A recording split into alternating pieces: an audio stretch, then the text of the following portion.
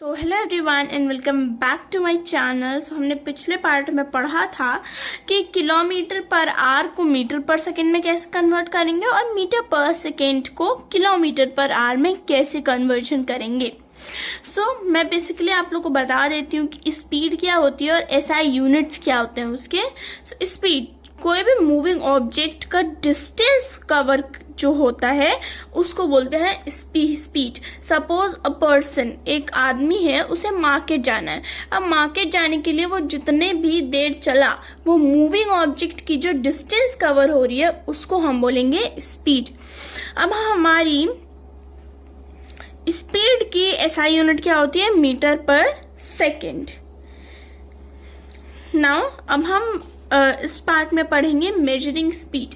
हम स्पीड को कैसे मेजर कर सकते हैं। Vehicles such as car, truck and motorcycles have a device called as स्पीडोमीटर्स।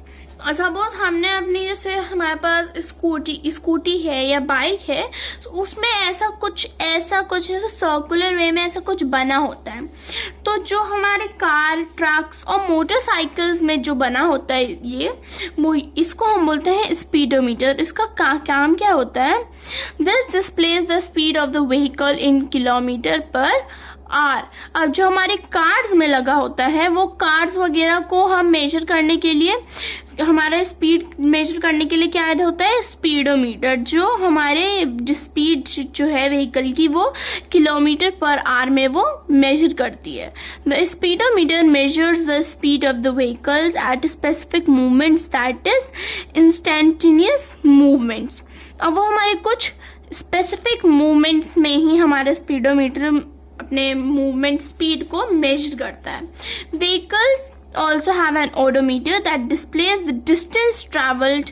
अब देखिए हमारे व्हीकल्स में ओडोमीटर भी होता है। स्पीडोमीटर तो होता ही है, पर ओडोमीटर होता है।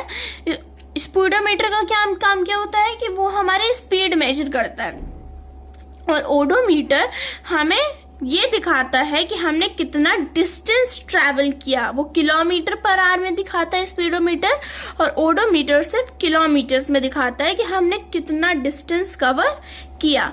It is often displayed in the same console at the speedometer. अब जैसे हमारा स्पीडोमीटर रिप्रेजेंट होता है, वैसे ही हमारा ओडोमीटर नहीं रिप्रेजेंट होता है। Uniform speed and non-uniform speed. Moving an object covers equal distance in equal interval of time. It is said to be moving at uniform speed or constant speed. This type of motion is called uniform motion. अब जब हम equal distance और equal time में कोई भी हमारा moving object, जब कोई इक्वल डिस्टेंस और इक्वल इंटरवल ऑफ टाइम में जब वो अपना टास्क कंप्लीट करता है, तो उस मोशन को हम बोलते हैं uniform speed.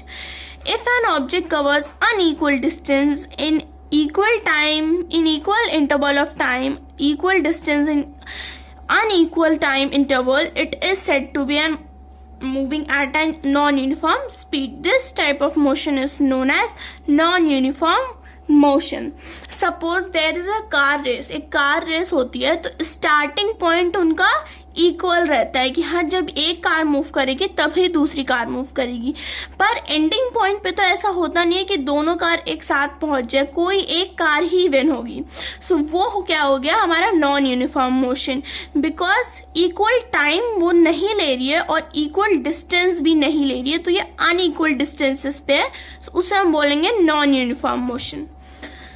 Generally, vehicles do not move with a constant speed on road. So basically, जब हम जब भी रोड्स पे जाते हैं, तो हमारी जो व्हीकल्स होती हैं, हमारी bike, scooty, car, truck, anything, so वो हमारे कांस्टेंट स्पीड पे मींस यूनिफॉर्म मोशन में नहीं चलती है।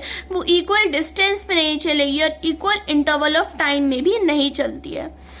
They keep on changing their speed throughout their motion. अब वो अपने अकॉर्डिंगली व्हीकल्स अपने अकॉर्डिंगली अपना स्पीड मोशन के थ्रू आउट वो चेंज करते रहते हैं। Thus the motion of vehicles on the road is non-uniform motion.